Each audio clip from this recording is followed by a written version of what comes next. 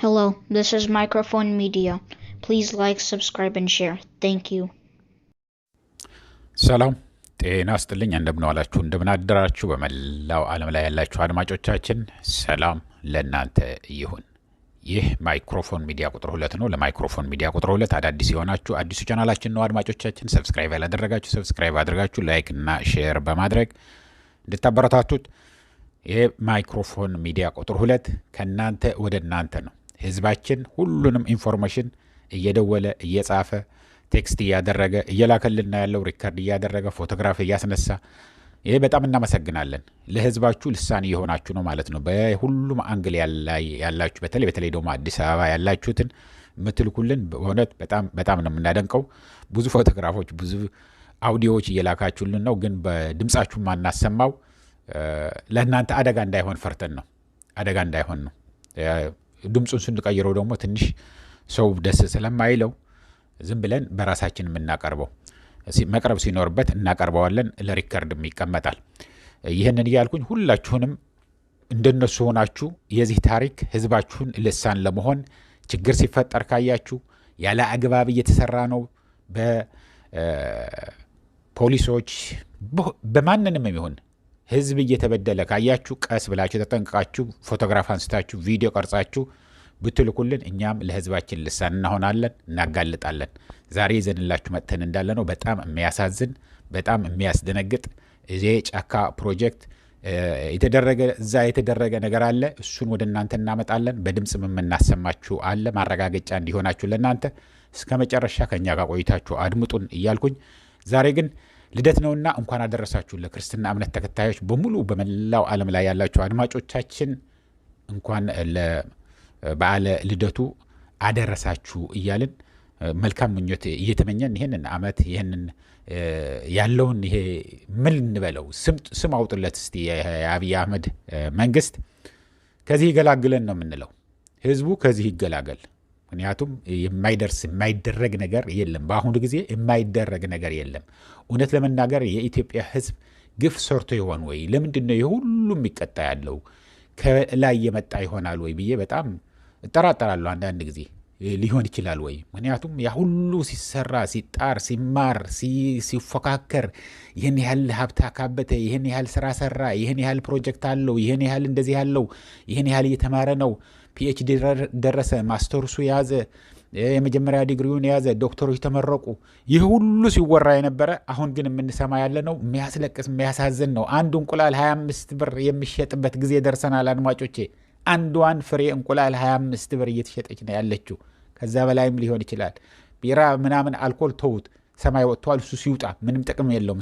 አልኮልና ሲጋራ ወደ ላይ ወጥተዋል ከተባለ ብዙ አያሳዝነኝም። ግን መሰረታዊ የሆኑትን እንደ ዳቦና እንደ እንቁላል የመሳሰሉትን እንደ ዶሮ የመሳሰሉትን ይህን ያህል እየተሸጠ ነው ሲባል በጣም የሚገርም የሚያስደነግጥ ነገር ነው ደርሶ ያለው እያልኩኝ ወደ ዛሬ ይዘንላቸው የመጣነውን ወደ ጫካው ቤተ መንግስት ወይ ጫካ ፕሮጀክት አዲስ አበባን አፍርሰህ ሌላ አዲስ አበባ እየሰራ ያለ እዛ ደግሞ ጉድ የሆነ ተአምር የሆነ ኃጢአቶች እየተሰሩ ነው። ጥፋት እየተሰራ ነው። አድማጮች ይሄ ቤተ መንግስት ዘርዘር አድርገን ምን እያደረገ እንዳለ በተከታታይ ልናመጣላችሁ ነው። ዛሬ የምናመጣላችሁ ግን በጣም እንደምታዩት ያላችሁ አርስቱ ላይ አስደንጋጭና እጅግ አስደንጋጭና አሳዛኝ ነገር ነው። ይህንን ስንል ምን ማለታችን ነው?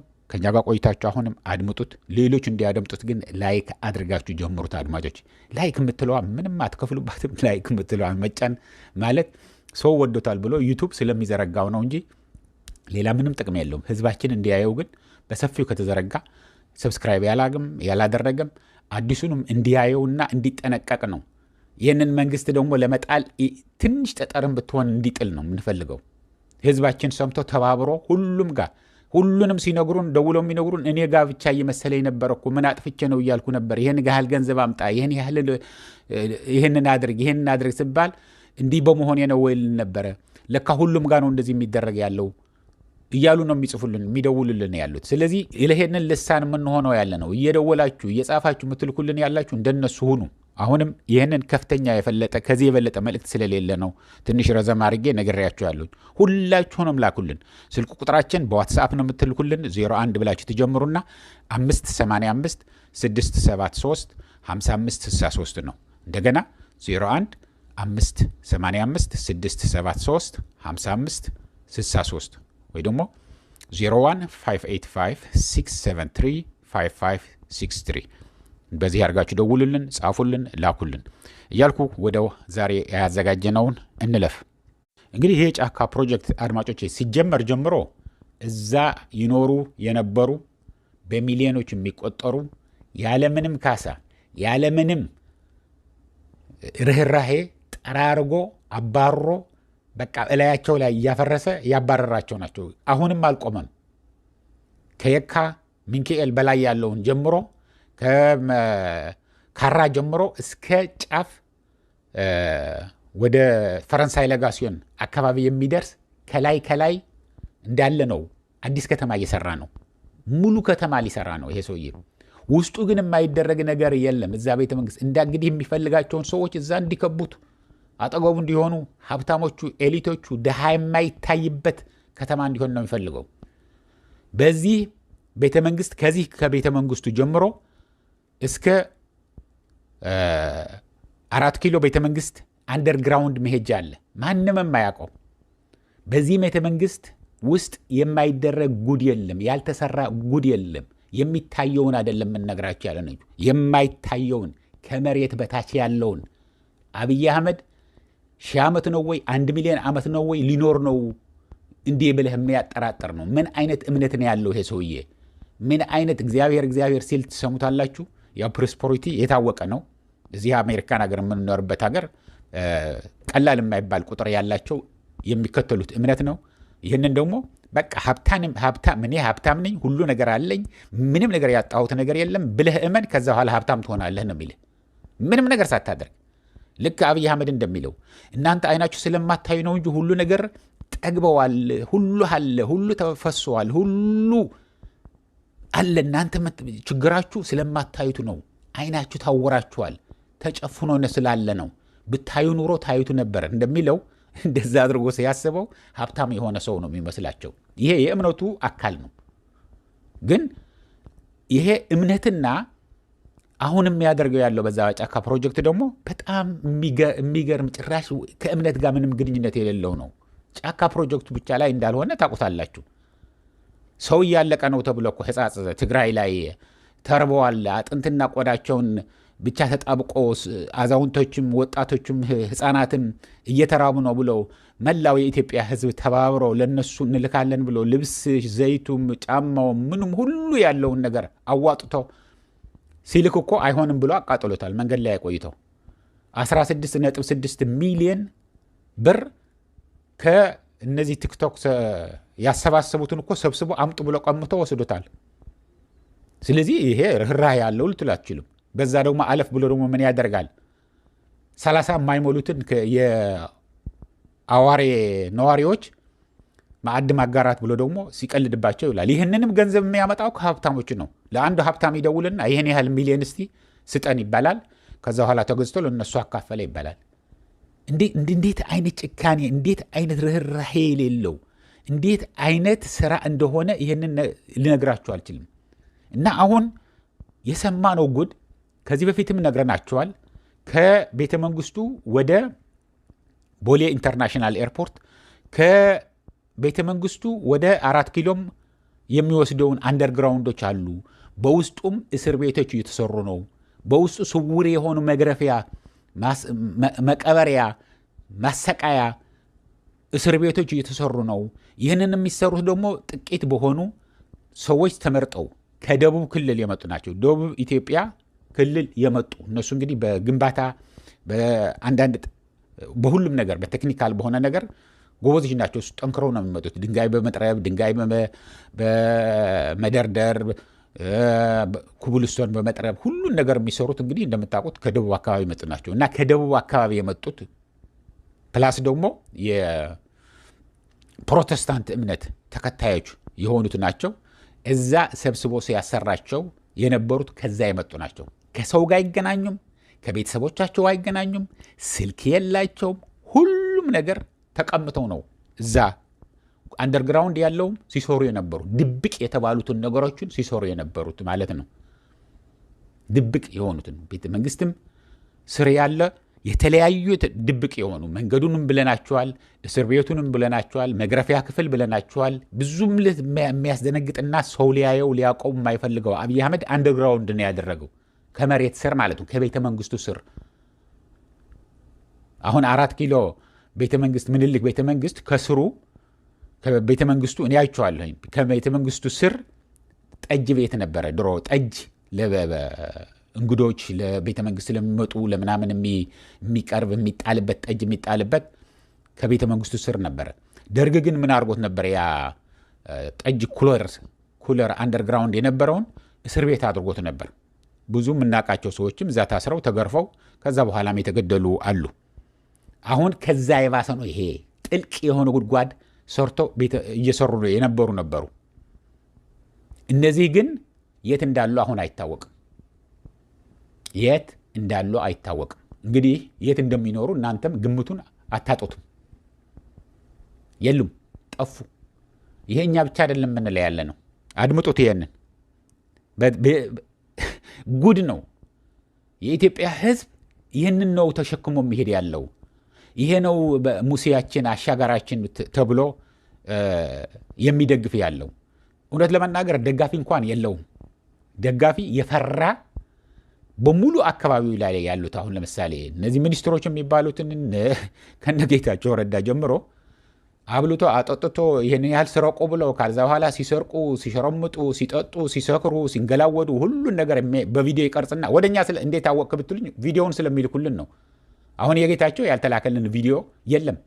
እሱን ግን ማሳየቱ ምንድነው? ከሽመልስ አብዲሳ ቢሮ ነው ቪዲዮዎቹን የሚላኩት። በተለይ ደግሞ ስለ ጌታቸው ብዙ ይናደዳሉ፣ ይቸገራሉ፣ ወይ ያከብሩታል ለሚባሉ ነው የሚላክ የነበረው። ፎቶግራፎች እየተነሱ የሚላክ የነበረው ጉድምት የሚባል ነገር የሚልከው። ስለዚህ ምንድን ነው የሚያደርገው? ይሄንን ይቀርጽና ብላ ጠጣ እያለ በእነ ሽመልስም በሌሎቹም ሲጋብዝ ሲያጽናና ምናምን ሲያደርግ ሆቴሉንም አጽድቶ ይኸው ተኛ ተብሎ ስካይላይት ላይ ሸራተን ላይ ያስቀምጥና እዛ ደግሞ የማይታይ ሂድን ካሜራ አርጎ ይቀርጽና ከዛ በኋላስ ያሳያቸዋል። ሲባልጉ ሲማግጡ ሚኒስትሮችን በሙሉ አሳይቶ ይሄና ና ቦዶ ቢሮው ጠርቶ ይህንን አይቸብሃለሁኝ፣ አንድ ነገር ብታረግ እኔ ከተናገርኩት እኔ ካዘዝኩ ውጭ የምታደርግ ከሆነ ይሄ በኢትዮጵያ ቴሌቪዥንና በሌሎችንም አሳያለሁ። ከዛ በኋላ ከማንም ሰው ጋር ቆመህ እንደማትታይ ነው የማደርግህ። ቤተሰቦችህ ብቻ አይደለም ይጠሉ፣ የመላው የኢትዮጵያ ሕዝብ እንዲጠላህ አደርግሃለሁ ብሎ በሙሉ የእሱ አሽከር ያደረጋቸው አፋቸው ልሳናቸው ያዘጋቸው እንደሱ አድርጎ ነው አብይ አህመድ። ይሄ ዋና በዚህ የተካነ ነው። አሁን ግን እነዚህ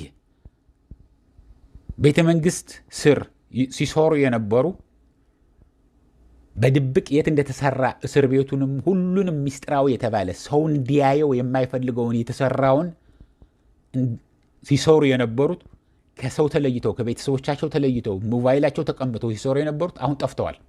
የሉም፣ እዛ ቤተ መንግስትም የሉም፣ የትምም የሉም። እስቲ ይህንን አብረን እናዳምጠው፣ ወደዛ እንለፍ። እኛም የተረጋገጠ ሰምተናል፣ ግን ማረጋገጫ ደግሞ እንዲሆናችሁ ይህንን አድምጡ። ለው ህይወት ጭምር ጠቃሚ ነው የተባለለት ቤተ መንግስት ከያዛቸው ግንባታዎች መካከል የ50 ሜትር ጥልቀት ያለው እስር ቤት አንዱ መሆኑን ከዚህ በፊት መዘገባችን ይታወሳል። እስር ቤቱ ወደ ታችና ወደ ጎን የ50 ሜትር ስፋትና ጥልቀት ያለው ሲሆን በጥቂት ሰዎች አማካኝነት በሚስጥር ሲገነባ ቆይቶ ስራው ተጠናቋል። ግንባታውን የሚከታተሉ ምንጮች ዋቢ አድርገን በሰራነው ዘገባ እንደገለጽ ነው ይህንን ግንባታ ያከናወኑ ሰዎች ግንባታው ካለቀ በኋላ ደብዛቸው ጠፍቷል። ገና ካሁኑ እንዲህ ያለ ወንጀል የሚሰራበትን ቤተ መንግስት የሚገነቡ ሰዎች ስራችሁ የገነት ነው እየተባሉ ነው። የሆነው ሆኖ በድሃ አንጀትም በህዝብ ጆሮም ፖለቲካ ሊሰሩ የሚፈልጉት አድራጎታቸውና ንግግራቸው ሁሉ በህዝብ የተጠላባቸውና የተናቀባቸው ጠቅላይ ሚኒስትር አብይ የዘንድሮውንም ገና ከዋዜማው ጀምረው እንዲህ እያደረጉት ታይተዋል። እንግዲህ የሰማችሁት አድማጮቼ የኢትዮ ፎረም ያየህ ሰው ሽመልስ ሪፖርት ያደረገው ነው። ይሄ ደግሞ እኛንም አረጋግጠነዋል። ተጠንቀቁ። እጅና እግርህን አጣምረህ የኢትዮጵያ ህዝብ በተለይ ደግሞ የአዲስ አበባ ህዝብ አዲስ አበባ የሚባል የቺ የምናቀውን እንዳለ እስካሁንም ቦሌ አካባቢ ያልፈርሱትን ይፈርሳሉ። አዲስ ከተማ ሊሰራ ነው። ከስር የሚሰራው ሌላ ነገር ነው። የአዲስ አበባ ጭራሽ የማያውቃት አዲስ አበባ ምን እንደሆነች የማያውቃትን ህዝብ የሚኖርባት ልትሆን ነው። ከስር ያለ አሁን መሀል ከተማው እነገ 4 ኪሎ 6 ኪሎ ፒያሳ፣ ለገሃር፣ ሰንጋታራ፣ ካሳንቺስ፣ ኦራኤል ሁሉንም ጨርቆስ፣ ቄራ፣ ሳር ቤቶች ወደ ሳሪስ ይሄ በሙሉ እንዳለ ይፈርሳል ጊዜ ከሰጣችሁት። እሱ ሲያፈርስ ማለት ደግሞ እናንተንም እያፈረሳችሁ ነው። እናንተንም እያጠፋችሁ እያፈረሳችሁ ነው። ከቀያችሁ እየተፈናቀላችሁ ነው። አዲስ አበባ ከከበዳችሁ ገጠር ወጥታችሁ ኑሩ፣ የከተማ ኑሮ ከከበዳችሁ ገጠር ወጥታችሁ ኑሩ ሲል የዛሬ 3-4 ዓመት ትዝ ይለኛል። አሁን ግን አስገድዶ እያስወጣ ነው። ህዝቡ ተረዳድቶ አንድ ዳቦ ብትኖረውም አብሮ እሷን ጠጥቶ በቡና አንጀቱን አሳርሮ ዝም ብሎ ስለሚኖር ይሄ እንደዚህ ባደርግ ባስረባቸው ባስጠማቸው ብገርፋቸው ባስራቸውም ለካ ለቀው አይወጡም ብሎ ራሱ አስገድዶ እያስወጣችሁ ነው። ምንድን ነው የምትጠብቁት ያላችሁ የኢትዮጵያ ህዝብ? ተባብረህ ይህንን ወደ ስርዓት ማስያዝ፣ አንዋጋም ማለት ጦርነትን መቃወም ኃጢአት አይደለም። አንዋጋም በቃ ህዝብ ለህዝብ እርስ በርሳችን እየተጋደልን አንኖርም። የሚገደሉት ያሉት ቤተ መንግስት ሲሰሩ የነበሩ ሰዎች የት ገቡ? በየጊዜው በየ3 ወር የሚመረቁትን ከመከላከያ ሰራዊት አባላት በመቶ ሺዎች የሚቆጠሩት የት ነው ያሉት? ወታደር ሆኖ ፎቶግራፍ ተነስቶ ተመረቁ ተብሎ ከዛ በኋላ ግን የሉም። እንደገና አሁን አፈሳ አስገድዶ ማፈስ ተጀምረዋል። ሃይስኩል ሲጨርሱ ተማሪዎች ጥለህ ትምህርት ቤት እንዳይገቡ ወደ ውትድርና እያስገባቸው ነው። የት ነው የሚገቡት ያሉ በሉ። እያለቀ ነው የኢትዮጵያ ህዝብ።